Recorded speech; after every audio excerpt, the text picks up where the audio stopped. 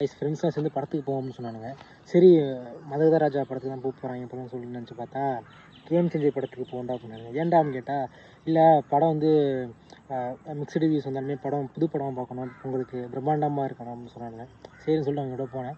So game செஞ்சரோட ஒரு சின்ன என்னோடய ரிவ்யூ தான் நான் பார்க்க போகிறீங்க.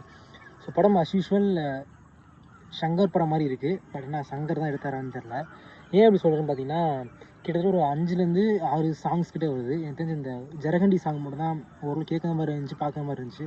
மற்ற எல்லா சாங்குமே எனக்கு தெரிஞ்சு அன்வான்ட் தான் நினைக்கிறேன். அதே மாதிரி இந்த காலேஜ் சீன்ஸ்லாம் கொஞ்சம் ஒட்டவே இல்லை. பிகாஸ் இந்த படம் தெலுங்கு படம்னு சொல்லி தான் எடுத்தாங்க.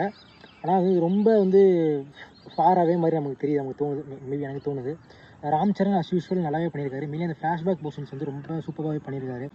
திக்குவாய் மாதிரி நடிச்சிருக்காரு. ரொம்ப அது அவருக்கு ஆப்டாகி பொருந்தி இருக்குன்னே சொல்லலாம். ரோலுக்கும் கெட்டப்புக்கும் ப்ராப்பராக பொருந்திருக்கு. அப்புறம் வந்து அஞ்சலி வந்து இதில் ஒரு நல்ல ரோல் பண்ணியிருக்காங்க. கைராத்வானி வந்து தேவையில்லைன்னு தான் சொல்லணும். ஜஸ்ட் இது ஹீரோயின் கிளாமருக்கு இருக்குன்னு சொல்லி தான் வச்சுருக்காங்க போல. மற்றபடி பெருசாக அவங்களுக்குலாம் ரோலுங்கிறது பெருசாக ஒன்றும் இல்லை.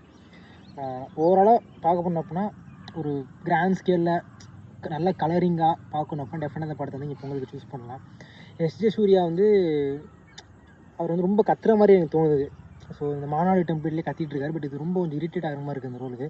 ஸோ அது மட்டும் கொஞ்சம் அவர் என்னென்ன வர படங்களில் சேஞ்ச் பண்ண ரொம்ப நல்லா இருக்குன்னு நினைக்கிறேன்.